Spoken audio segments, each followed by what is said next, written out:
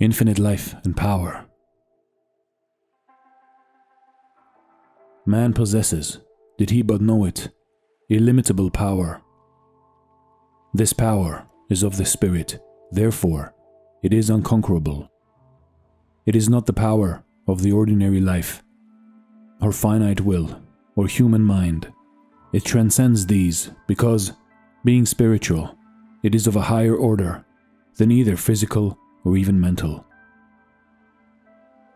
This power lies dormant and is hidden within man until he is sufficiently evolved and unfolded to be entrusted with its use.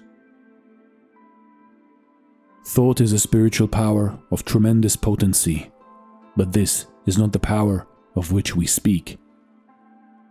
By thought, man can either raise himself up and connect himself with the powerhouse of the universe, or cut himself off entirely from the divine inflow.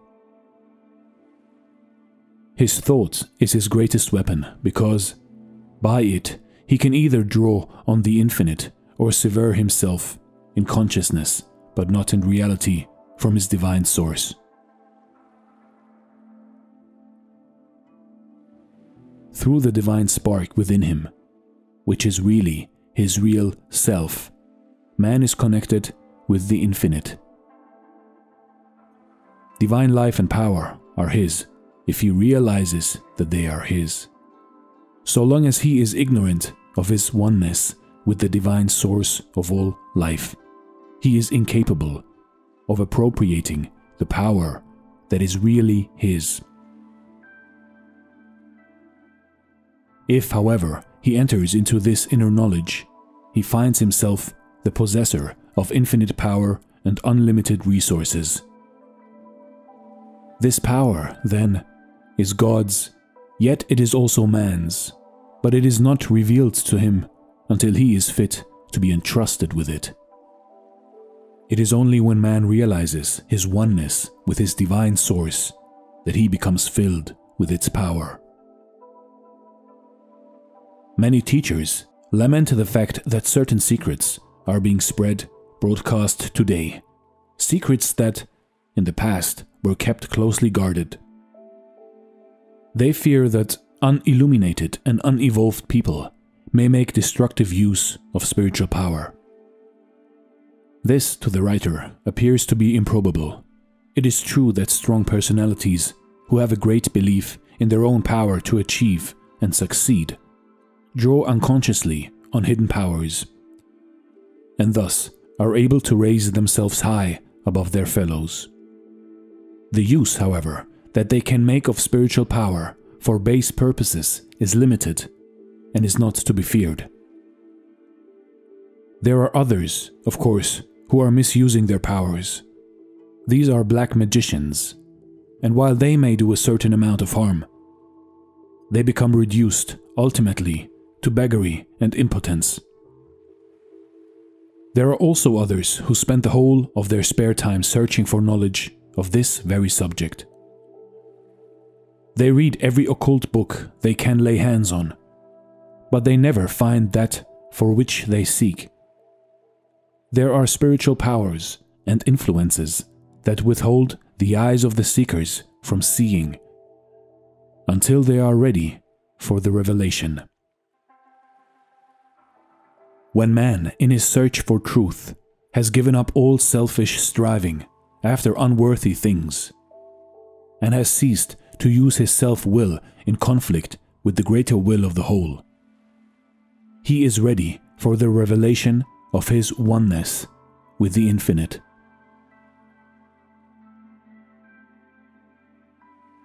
Yielding implicitly to the will of the whole may seem, to the unillumined, an act of weakness. Yet it is the entrance to a life of almost boundless power. Man is not separate from his divine source, and never has been. He is, in reality, one with the infinite. The separation which he feels and experiences is mental, and is due to his blindness and unbelief. Man can never be separated from spirit, for he himself is spirit. He is an integral part of one complete whole. He lives and moves and has his being in God, and God dwells in him. The majority of people are unaware of this intimate relationship with the divine. And because they are unaware, or because they refuse to believe it, they are in one sense separated from the inner life of God.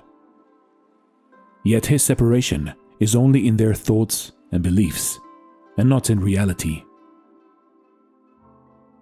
Man is not separated and never can be, yet so long as he believes that he is separate and alone, he will be as weak and helpless as though he actually were. As soon as man realizes the truth of his relationship to the infinite, he passes from weakness to power, from death unto life. One moment he's in the desert, afar off, weak, separate, and alone.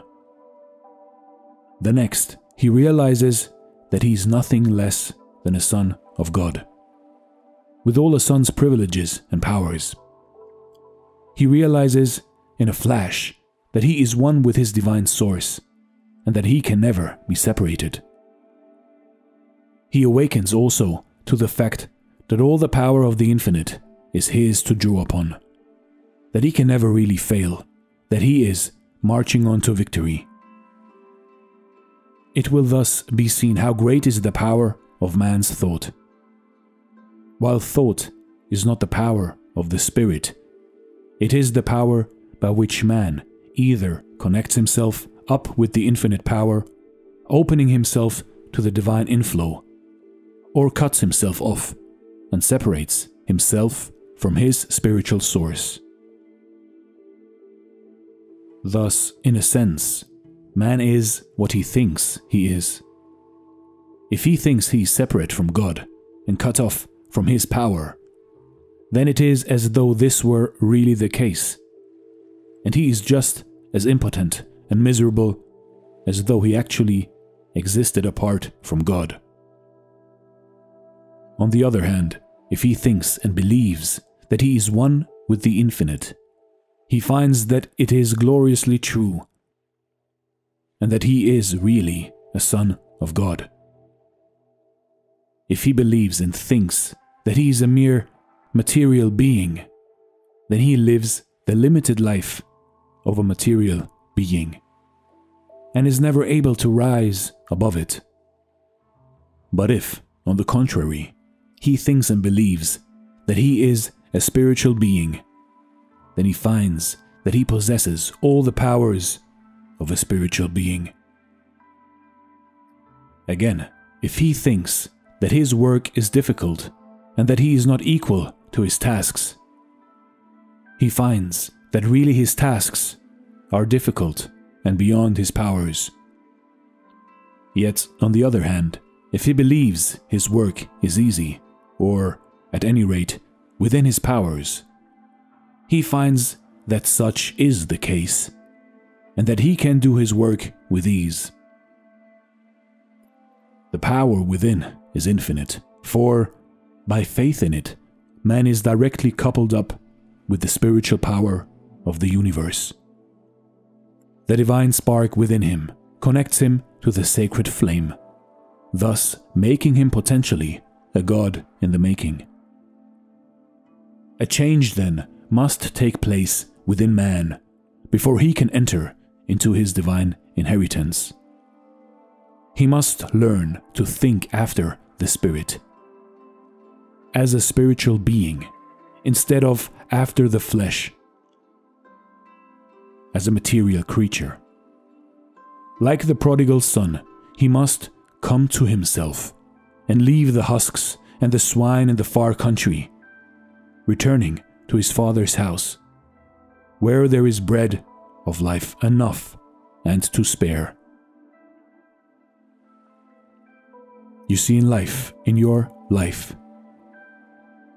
you have an infinite life, an infinite power, if you connect your spirit to the divine source. This is Dare to Do Motivation. Chapter 1, Infinite Life and Power. Thanks for watching, and stay blessed.